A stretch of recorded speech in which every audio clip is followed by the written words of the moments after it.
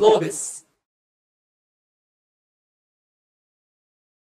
Thank you very much, and it's a great honor to have so many people here in the session today. I'm really excited about being able to moderate this because the media is so important, it's so core to our democracy, our institutions, and yet it's being challenged on all fronts at the moment. And today in this session we have representatives from various different parts of that dynamic. Governor Yuzaki, of course, is an ex-businessman and entrepreneur who is someone who is using the media to get out a message, and in many cases that's the very important peace message around Hiroshima. Jonathan works for one of the more venerable traditional media organizations, the New York Times. And Fujimura-san is really at the cutting edge of the intersection between technology and media at Smart News. And of course, all of you in the audience are consumers of media. And so I'd really like to sort of drill down into this issue of trust in the media and how the media needs to evolve from those four different areas. When we think about the media, it is incredibly important to us. It is perhaps the only institution that over the years we have devolved the authority to question our institutions. The media has always been the fourth estate. It has been able to question government, it has been able to question business. And that was a very important role. But if we look at just the past, say, 2 to 3 years, we see the disintegration of trust, not only in the media, but very strongly in the media. We see economic pressures inhibiting the ability of the media to perhaps to fulfill its traditional role.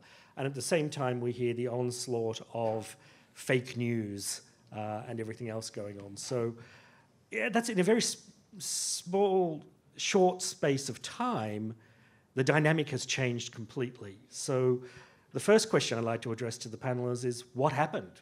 Why are we in this situation at the moment? Governor Yuzaki. From me? Well, from a perspective of media, I mean, not consumer, but media user, I mean, I've been in a position to disseminate messages from company or from government. There has been a lot of changes, like use of SNS and etc., and of course technology. But well, actually, the big picture, I mean, at least from a Japanese perspective or from Hiroshima or local government perspective, the picture, the change is still very small. Traditional media is still very strong, and we need to rely on traditional media, and of course we use SNS, etc. And of course, we've been always wanted to be seeing the good aspects of us, not bad aspects. Maybe we've been, we are the ones who are making fake news, but we try not to. We try to be always open and not hide things, but say we're promoting tourism in Hiroshima, we want to have a very good picture of Hiroshima, but not bad picture. So, but anyways, to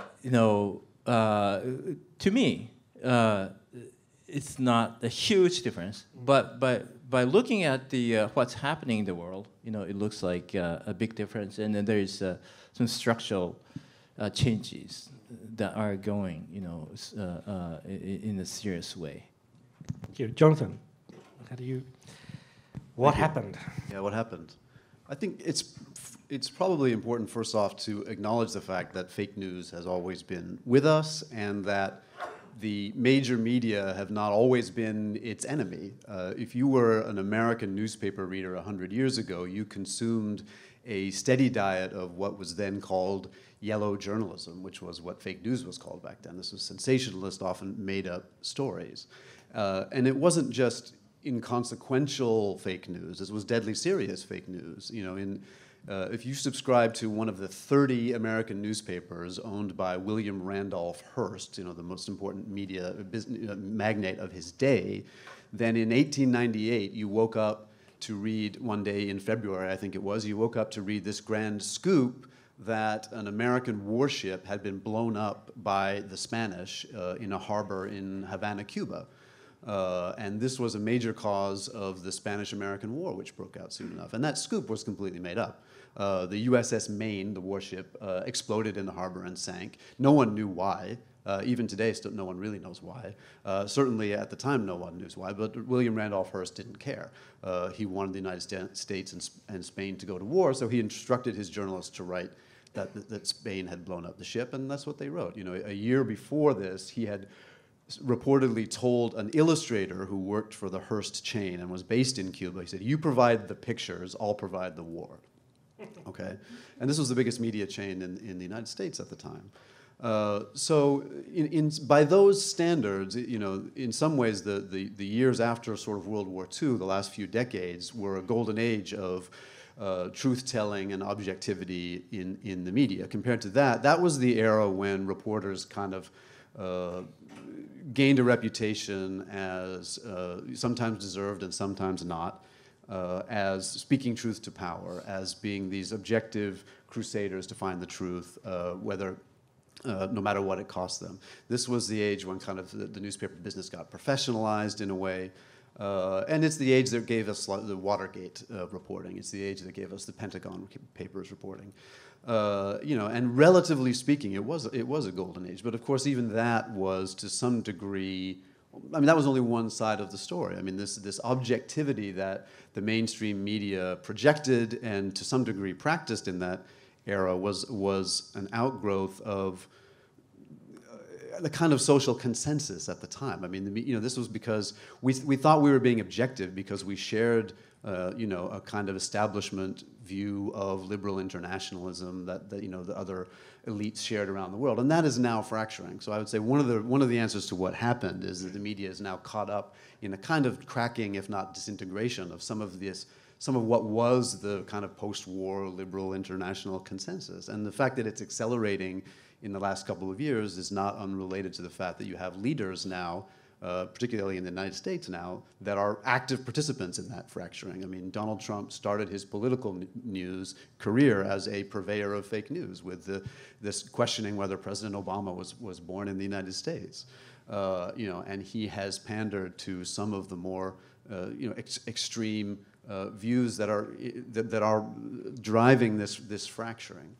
And then, of course, we got to talk about technology. I mean, the thing that has enabled this really is the internet and the change in the way news is produced and disseminated.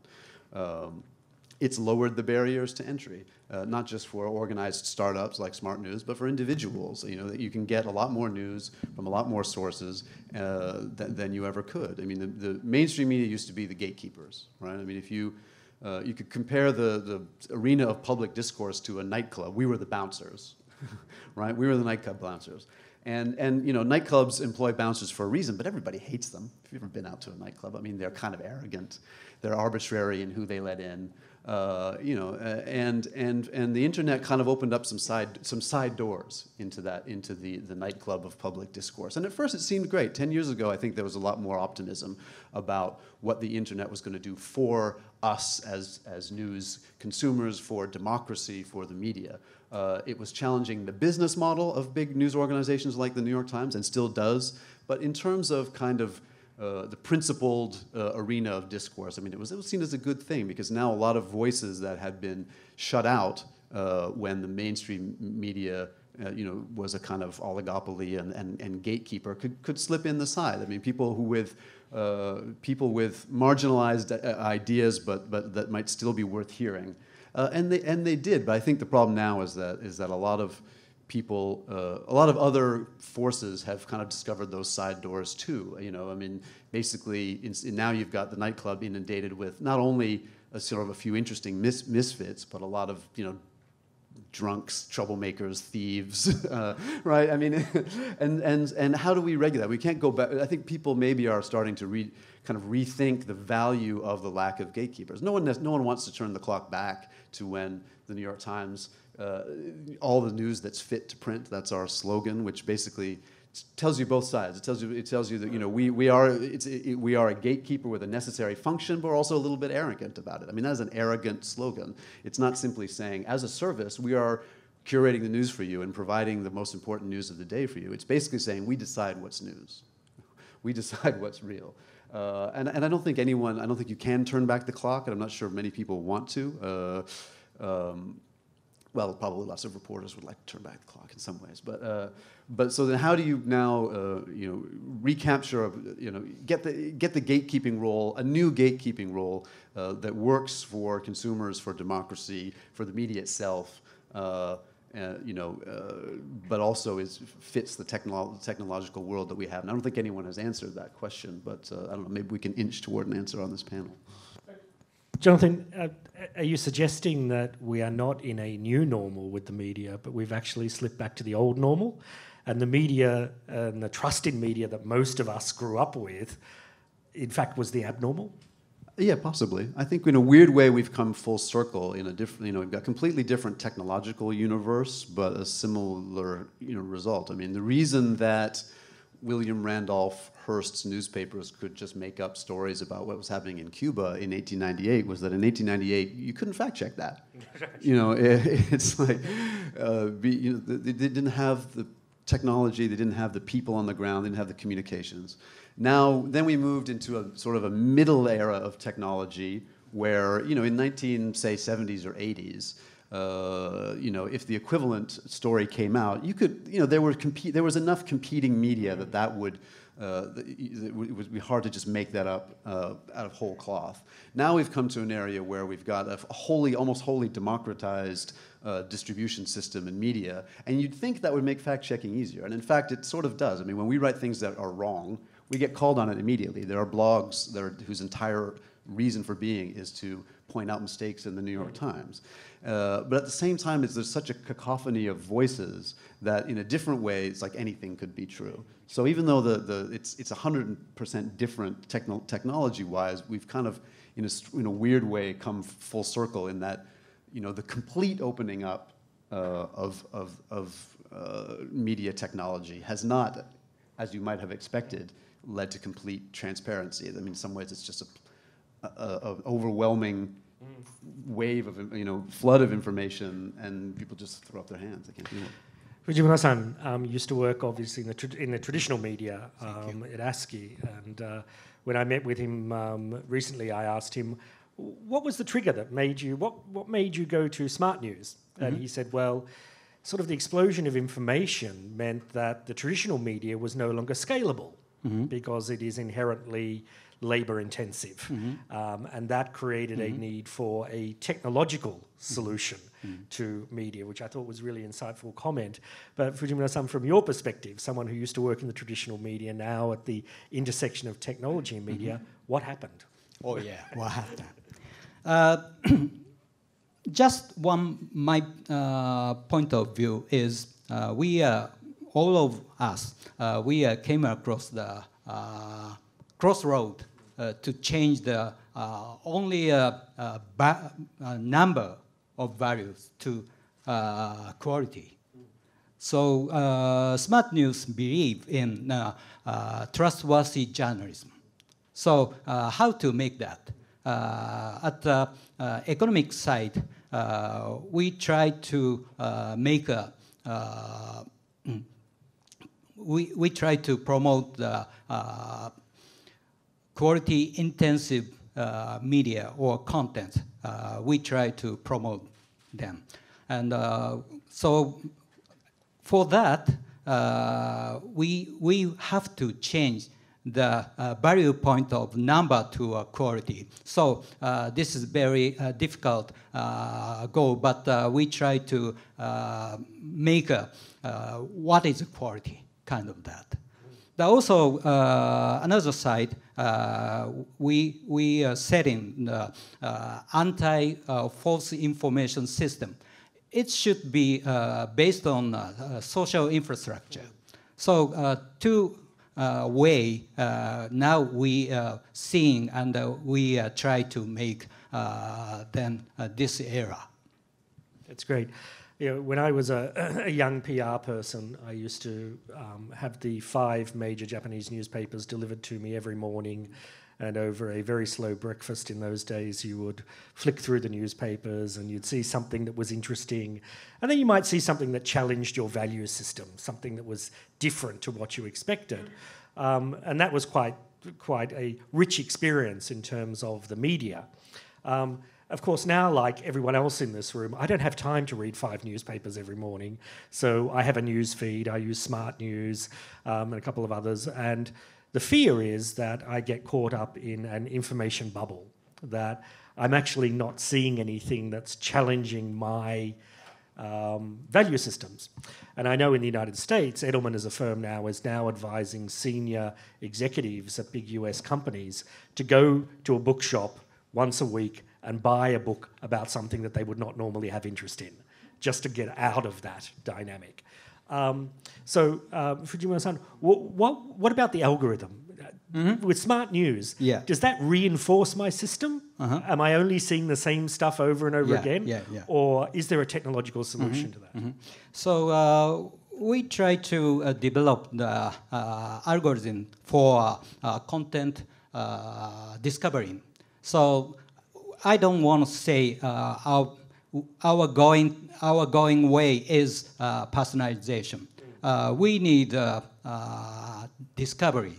What happened in the whole world? So we are delivering several news content like CNN, BBC, kind of so many partners we have.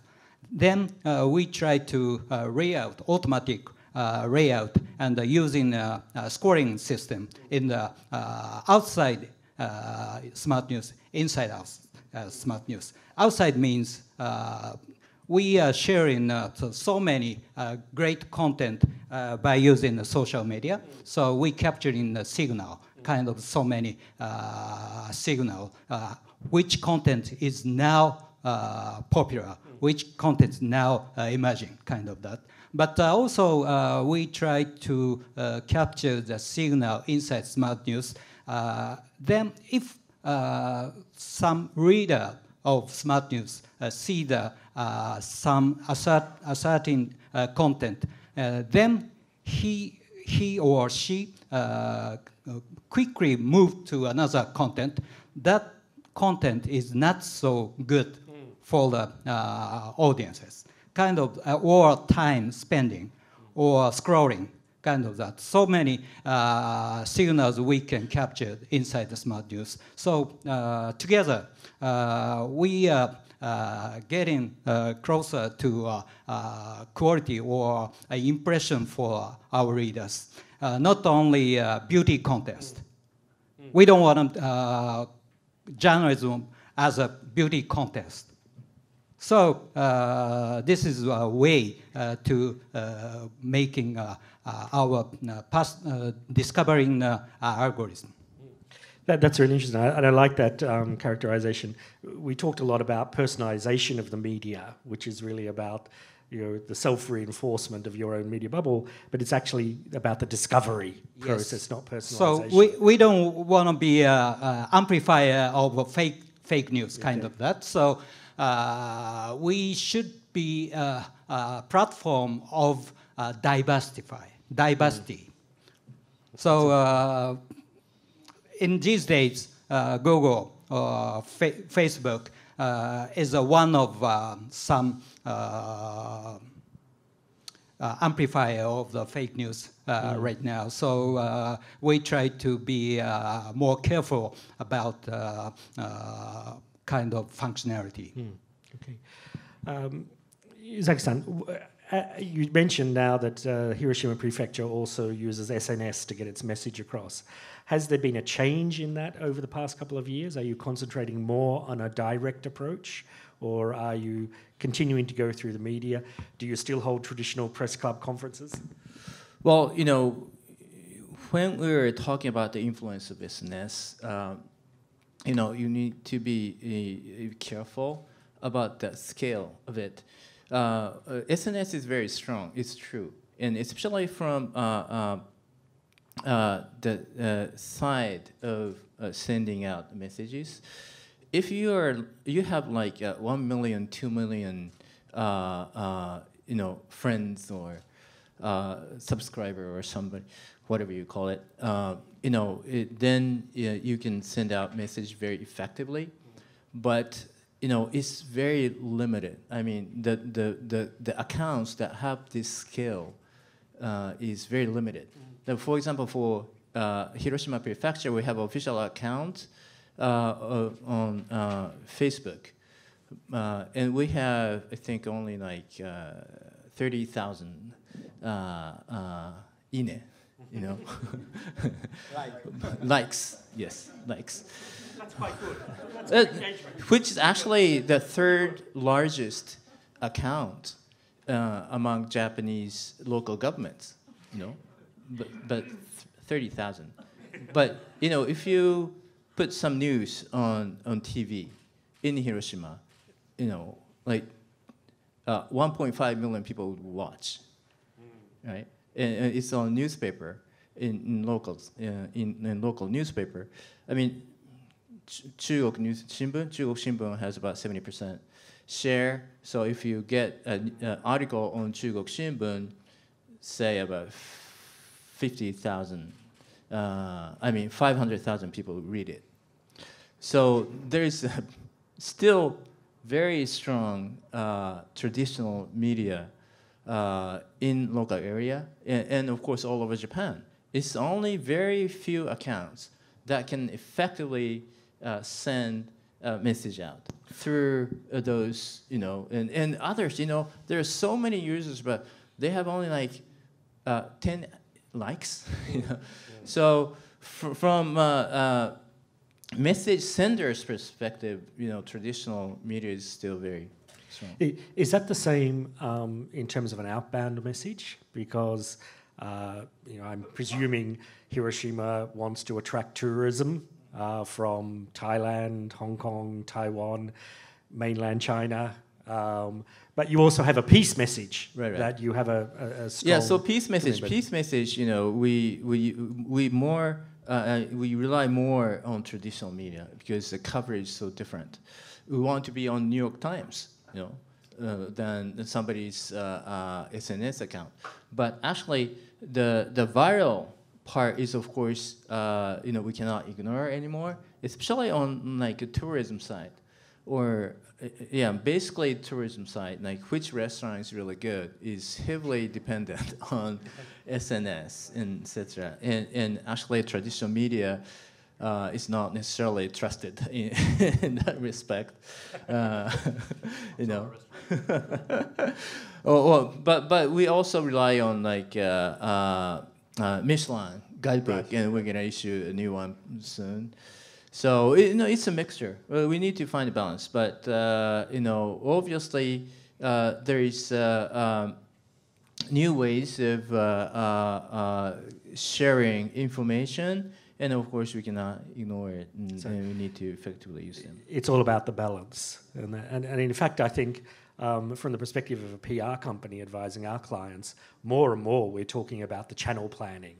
The platform that you need, and exactly what we do is like we put a very heavy tourism campaign several years ago, and our strategy was use traditional media first to make fuss, and then pull them in on in our website.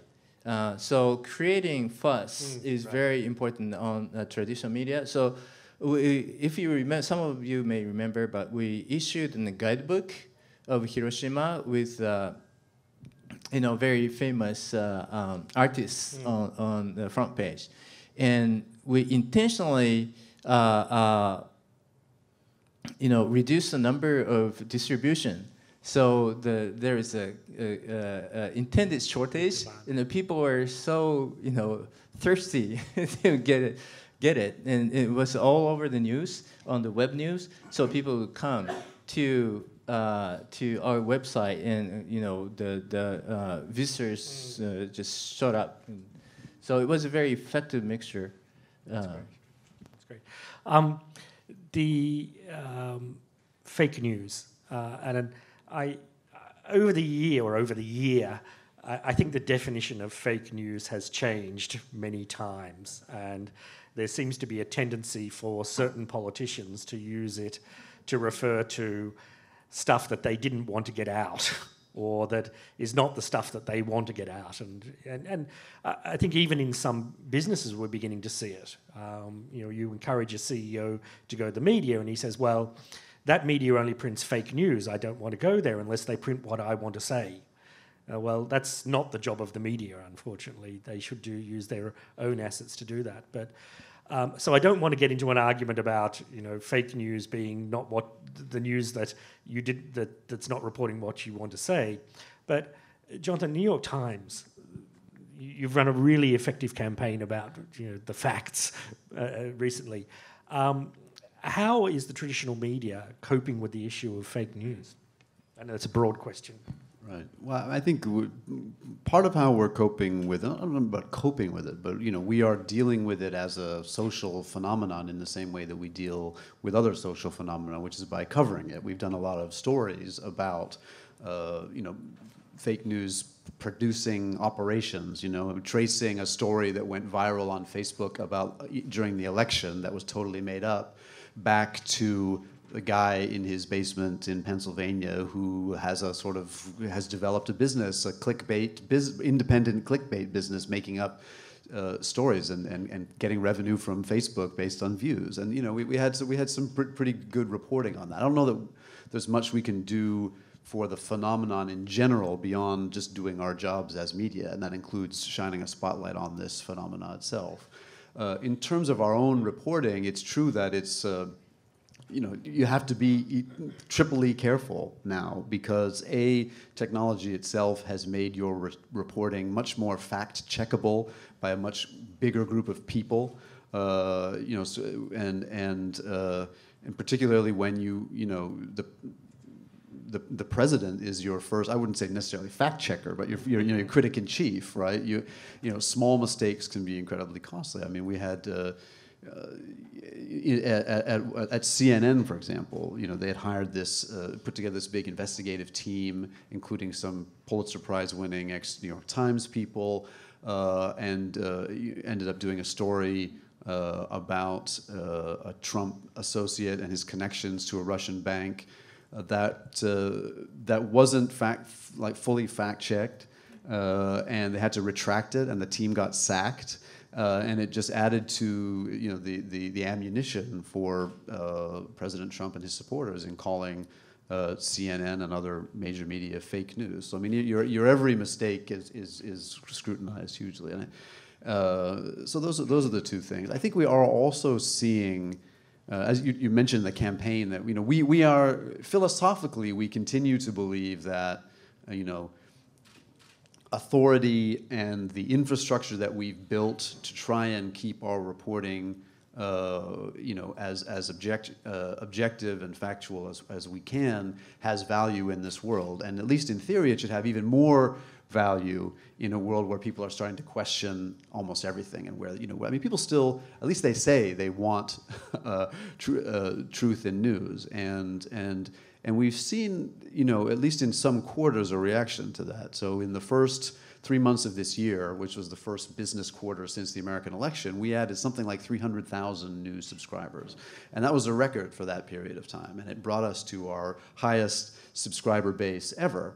And so I think we are seeing some people, because of the election, because of the fact that this issue of fake news and has become something that now people are conscious of and thinking about, a certain number of people at least are now starting to say, well, is it okay that I just get all my news for free online from sources that I didn't really think about very much anymore? And there's to an extent we're seeing things swing back a bit. The question though is whether, I think for the future, is whether the business model can sustain that. And the not so happy news in that same quarter's data was that in the same 3-month period that we added 300,000 subscribers, our advertising revenue fell.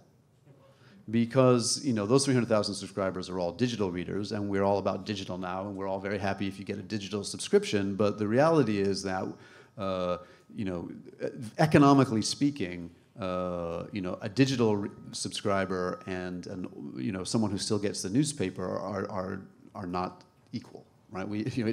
In terms of the amount we can charge advertisers per subscriber and eyeball, in terms of even subscription costs, one newspaper subscriber is worth many, many digital subscribers. So even as we are expanding our base, we are under increasing financial constraints. We've recently completely reorganized how we edit stories and eliminated our copy desk. Basically, it was 100 people whose job was to do the kind of fine reading of every story. They don't exist anymore. Now we have sort of one group of editors, the same, who does everything under more time pressure. And in a world where every mistake costs you, it gets pounced on. I mean, that's risky. So can we? A news gathering organization is inherently expensive, and so these things that we think still have value, maybe do, but do they have enough value that we can continue to pay for them? And I'm not sure that's true. Well, I'm not a moderator, but can I ask a question? Yeah. Well, this is actually a question that I was asking, when we had a meeting. But this phenomenon, this something like wave, or something going only one way. For example, if you look at the computers, it started with mainframe, and it went to personal computer, so this dispersed model, and then came back to cloud, which is very central, and of course that was in relation with technological development, but now the media is going apart from the traditional edited. Heavily invested media to more dispersed model, but less, I guess, trustworthiness. A lot of fake news come in, and in some cases. But now would that go back again to older, of course, a little bit different form. But of edited, trustworthy media model, or go just this way? No, I don't think so. Because again, people are realizing now that you need to be careful about what you consume in a way that they haven't been aware of for some time, I think. But again, even if we could turn back the clock, I mean, the technology moves forward, and the technology has changed not only how you consume your news and how you get your news. It's changed the whole business model of that, and I don't see how except for a few. I mean, you'll have a few niche publications that cater to a small number of people who have the money and the willingness to pay for that infrastructure and the editing and all that. But on a mass scale, I'm just not sure how that can be paid for anymore. So as much as people say, they want quality, they want a reporter on the ground, and 4 editors looked at the piece and fact checked it and stuff like I mean, everyone wants the results of that, but how? I mean, who wants to pay for that? And I think there has to be. I'm not optimistic that there's going to be a reverse course in. There might be a reverse course in what people want, after the experience of the election and everyone talking about fake news. But is there going to be a reversal in the economics to make that possible? I'm not. It comes back to the point that Fujimura-san made to me last week about the scalability of the model. And if you're having 4 editors checking every single thing, it's very difficult to scale that model. Fujimura-san is also one of the founders of the fact-checking initiative of Japan, which is a very important thing. So from that perspective, fact-checking from the new business model, how do you see the world developing. Is this going to continue? Yes, but actually fact-checking is not business. Because of this is, we are facing scarcity of fact-checking activity inside Japan. So first step, as I co-founder of Fact-Checking Initiative Japan, set up networking for fact-checkers from everywhere. Someone is individual, someone a non-profit organization, but not big organization cannot join us because of I think traditional media like newspaper is very good at political fact checking, but they can't to catch up the vast scale of failure news network, kind of nutrition fact or healthcare kind of that. So so many area nowadays failure or false like news happen these days. So first of all, we try to make a network of so vertical professionals as a fact checkers. They are not a journalist, so they are not intended to business style. So we try to make a basement to capture the money to them, and we have to provide a fact-checking workflow system to them to support their activity. But now at this moment, I have no idea to fact-checking is become a business model. But do you think that there is ultimately a technological solution to fake news and fact-checking that you can employ? Yeah. You talked about earlier how you can use AI to analyze the social media comments around a particular piece of news to determine its credibility by doing that sort of thing. So does that suggest that we won't see a return to the old, more labor-intensive model, that it will continue to be a model of technological advancement? Yes. As I told before, nowadays false or fake news happen everywhere. Yeah. So this cannot be captured by a small scale of media or a journalist. So we try to together from user-generated power. So last summer we visited the annual conference, fact-checking worldwide basis conference. I figured out so half of attendees is not journalists. There are several professionals to checking their own specialty. So it's not only for journalists. Fact-checking is not only for fact-checking. This should be a social infrastructure. So to support the social infrastructure, we need money also. But we figured out a great system to support the human activity. We cannot believe in someday AI can detect the deep fake news. But also I believe in system is detect the sign of false. Yes. I see.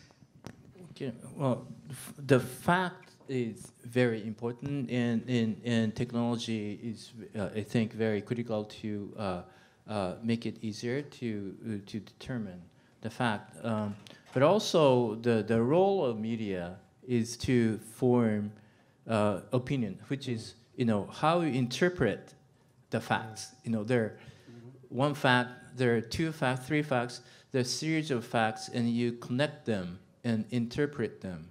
And in order to do that, you need deep knowledge and, perspectives and experiences, and it takes time. And I think it's a core of human activities, and not AI would be able to do. I think so. And so, I guess in supporting that, it's really critical, and how finding the business model to support that is also very important. I think so. By the way, my opinion is we so-called filter bubble happen. It escalate the bipolarization.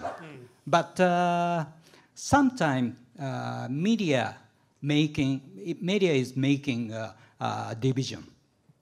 So media make a conversation, not for division. So we try to diversify the opinion. We've got a few minutes before we turn over to the audience, the users of media, and I'd just like to ask the panelists, for each of them to give a piece of advice or an observation or some feedback to the other two in terms of how they're doing. So we'll start with, I know this is the toughest question of the day. Yuzaki-san, do you have any particular feedback or advice for the New York Times or Smart News? Or some desire for this, the way the future should be. Please. Well, write good things about Hiroshima. Well, I guess Jonathan said we won't be able to go back to our old business model, but people are definitely wanting quality and trustworthiness in the news that we see or we read. So there is, I guess, now a gap between what the consumers of news want and what is being supplied. So I guess here is some good opportunity for entrepreneurship. And if somebody, thinks of a new business model that will close this gap, that is going to make a big money, I guess. Okay, great. Jonathan. Thank you. Yeah, advice, that's the toughest thing. You talked, Governor, you talked about, I don't know if this is advice so much as pointing out a future challenge, and from the media's point of view, you talked about trying to get Hiroshima's peace message out there, and I think the big challenge for you and for Hiroshima in the coming years will be what happens when the Hibakusha generation is no longer around, right? Media likes personal stories, and we can tell them by meeting Hibakusha, by talking about them. I've interviewed a number of people. That is what makes a story compelling reading for a reader, and when they're not around, how do you prevent that from becoming just a kind of another kind of abstract discussion, right? How do you get media to write about Hiroshima?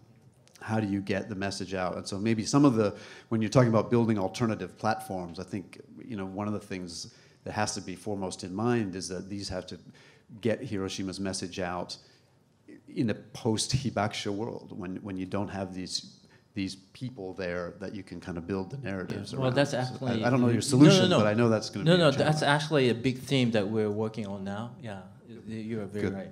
Great. As a PR guy, I'd suggest you get a Hibakusha memory library together, but... yeah.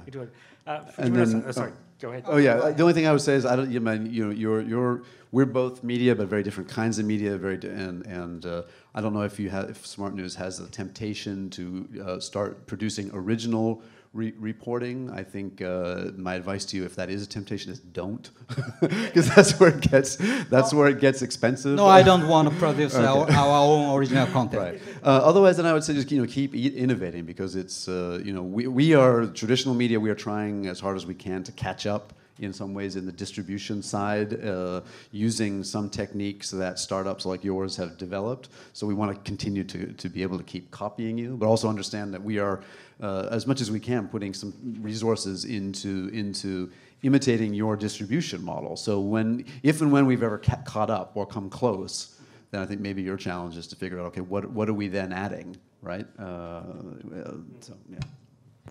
Fujima-san, advice, feedback. I think great advice. We are only a startup, so very immature position in this year. So I try to make my opinion about media nowadays. So technology sometimes making wrong. So, but also technology can make a good way by great ethics. So we ask the New York Times, like the great journalism, please put the developer center to editorial teams. This is very nice combination for the future. That's interesting. Smart News has 80 employees and 40 of them are engineers and developers, which is interesting. And they have a really cool office too if you want to go and see them. Thank you. So thank you to the three panelists. Now to the users of media. Questions. One right here. I'm Per Emerson from Sweden, but also working with media in 25 countries for the last 50 years. I don't understand the title. The collapse of trust in the mass media. My trust in New York Times is the same as it's always been. My trust in the Swedish newspaper is also the same. Even more in television, as we had one government-controlled channel until 1990 when we got another channel. What has happened is that you got enormous amount of competition and much quicker news, so you have to adapt. But question to you, is it so that overall in the world do you see it as a collapse of trust in the mass media, or that you have to change the way you operate? Jonathan? Well, yes, unfortunately, because you are one of a shrinking number of people who says you still trust the mass media. I mean, the poll. The polls in Sweden, it has not changed. Wow, Sweden is can I move to Sweden? Because in the United States, certainly, I mean, the polls show that people who say they trust the mass media, I mean, the number has shrunk to something like 20%, and it's so even more for politicians. Yeah, I mean, we compete with politicians for the lowest scores. And the truth is that is not an entirely bipartisan number. If you look, I think if you divide by sort of Democrat versus Republican or liberal versus conservative leanings, you see that the conservative trust in the mass media is much, much lower. And if you're conservative, you can say the reason is because the media is full of liberals and we shut out their voices. You might also say that that's because there has been a campaign by conservative political forces for the last couple of decades to actively discredit the mainstream media. I mean, Fox News was an empire built on telling people that they were being lied to by the masses, by the mainstream media. So it is not a bipartisan decline in support, but it is a noticeable decline in trust and by most measures. Yeah. Okay, thanks.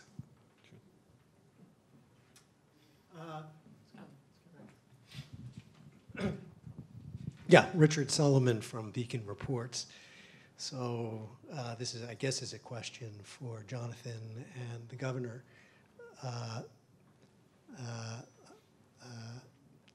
Excuse me, Fujimori-san.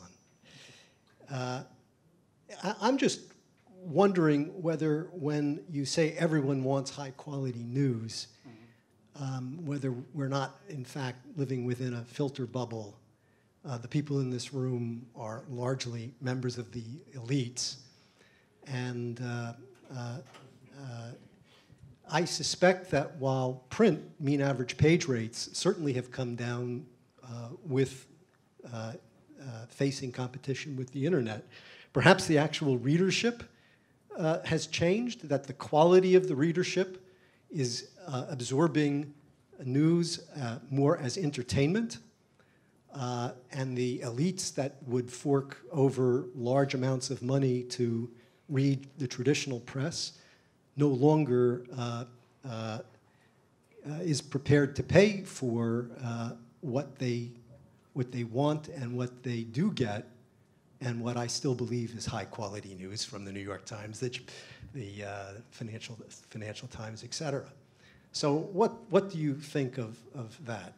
I think if you ask people of any education level or level of income or eliteness, you know, a straight up yes or no question, do you want high quality journalism that is true? Almost everybody's going to say yes, right? So, but is that really a measure of what they want, or is a more honest measure the measure that you get when you give them Facebook and an algorithm that steers them towards the things that their own reading behavior shows that they want, right? So I mean, everybody says they want high quality news. The people who actually act on that by actually choosing high quality news from the menu that they're given every day, or let alone paying for it, is much smaller. So I agree with you. And one of the, you know, we were talking about the ability maybe of some future AI to objectively identify what is true and what is false. I mean, that's a kind of a dream that technologists have had for a long time. But let's be really generous to technology and say, yes, it's possible. It's possible to develop an AI that will choose the stories that we all see and that everybody sees based on their truthfulness.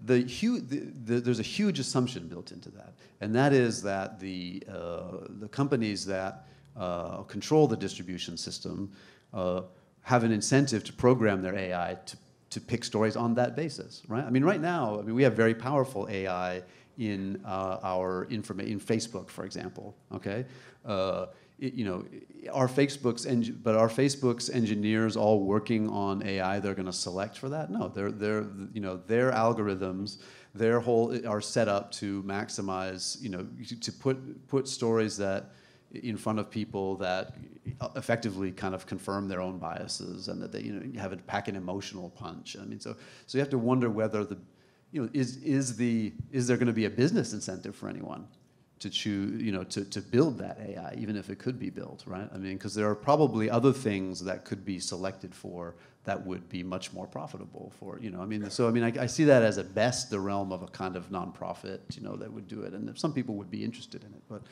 yeah, that's a big problem, and I think that's, you know, I mean, we are our own editors now, right? Your Facebook friends whose own story selection is also feeding into the AI that shows what you see are you. They're an extension of you in a way.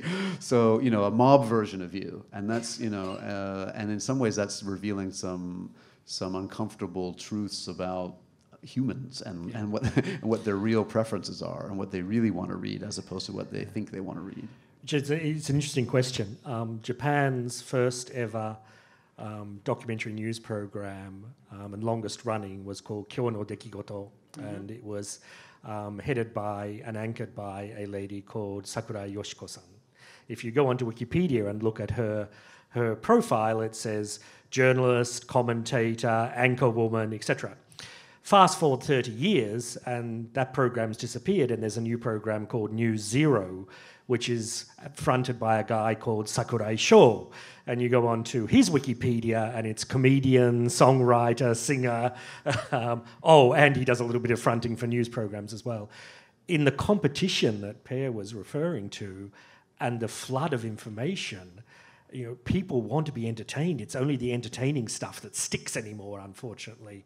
And I think we are sort of coping with that dynamic. And as Jonathan said, if newspapers went out and said we're only going to print, or the whole media said we're only going to print the truth, it would be a very strange world that would leave probably 80% of the population behind. We had one question there and then one over there. Hi, I'm Wang Dong from Peking University in China. I really enjoy the discussion so far. I do have a question I think in some way also in response to Jonathan's remarks, which is, I think, one of the biggest challenges facing us is in this digital age, there is a decentralization of the sources of the news. As you making this very interesting analogy of the bouncer at the club, it's not just some side gate. I think for many the people who are surfing internet today, they are absorbed or obsessed with kind of their own source of information. And this adds to my second observation, which is you also noted on that, which is the people seems to be, they are no longer, the criteria for good journalism seems to be changing dramatically nowadays. You have been discussing about the fake news, but for those group of people, what they are seeking, they do not call this fake news. They call it the truth. So we are entering into what many analysts call it a post-truth period, and it's a big challenge. And there are a lot of those people. They hold to very strong, certain type of ideology, be it radicalism or populism or protectionism, etc. And they are reinforcing their own ideology or prejudices by subscribing only to what they believe are the genuine, true, journalism. So I'm curious as to to know from Jonathan and other panelists as well, and our moderator as well, how we are going to deal with this kind of challenge. Thank you. Okay. Can we just take the other question over here, because we've got less than 5 minutes left. I may be the only publisher here, having been a journalist for Le Monde, which is a well-known European publication, and now the CEO of the Red Herring, so for 25 years. And I see what you face, and I'm one of the 300,000 new subscribers of the New York Times, right? Great magazine, great publication, great writing. My question to you is, how can we keep the economics right when you have to have maybe 4 or 5 people writing a piece, from the editor to the copy editor to the researcher, and when you have to keep the quality and go down to 1 or 2? How can you do that? Second, when you want to cover geographically countries, and most of the American magazine and Japanese don't cover maybe 20 countries, how can you cover the world and not have feet on the ground? So my question is, how can you make this whole square work in a world which is round? Jonathan, we have about 3 minutes left, so Jonathan, 1 minute, and then 1 minute each, Right. the other panelists to close. Yeah, I'm not sure you can square that circle, to be honest. I think it's a fantasy to think you can do more with less forever. And we eliminated 100 copy editors. Officially, we're going to strengthen this, that, and the other thing, and we're going to keep quality the same. Realistically, I think that's tough. I think the decision is simply that the loss of quality that we will suffer by eliminating the copy desk is smaller than the expense of keeping it, and our ability. That was basically what the calculation was. So I mean, I think you will see. You can't. Instead of fewer eyes on the story means more likely mistakes or to creep through. Less time to work on stories means more likely there will be mistakes to creep through. I mean, that's just, unfortunately, that's the reality. And whether that undermines us in the long term or not, I don't know. Fingers crossed, I think. And same with coverage. I mean, ultimately, a lot of the with respect to the aggregation sites, somebody has to get the news in the first place. Somebody has to do that, and who's going to pay for that? And that's the question hanging over the media right now. I mean, we may move back to a model where quality journalism is subsidized by, in a sense, charity. I mean, for a long time, media has never been that profitable. I mean, there are some local newspapers that made a lot of money because they had a monopoly and the classified ads, but for the most part, I mean, the Sulzberger family, which is the controlling shareholder of the New York Times, is kind of approaches it as a public service as much as anything. I mean, we may be now in an age of tech billionaires. Maybe it's the Jeff Bezos model, right? I mean, he bought the Washington Post, which was struggling badly. He's put a lot of money into it, and the Post has bounced back to a remarkable degree thanks to that. I mean, for better or for worse, maybe we're relying on charities and tech billionaires to subsidize journalism in the future. Fujimura-san, closing comment. Yeah, I have only one thing to reply the quality. We have two ways to go. One is how to analyze the step by step. I don't want to say a perfect formula, but we try to step by step to analyze the audience behavior. So we try to reach the quality of content. And also, another side of quality aspect is how to diversify to providing the content. Especially Smart News Japan edition, we have a global category inside the Smart News. If we make the neutral algorithm picking up the popular topics inside the global, hate speech kind of topics happen, so many occupied the category.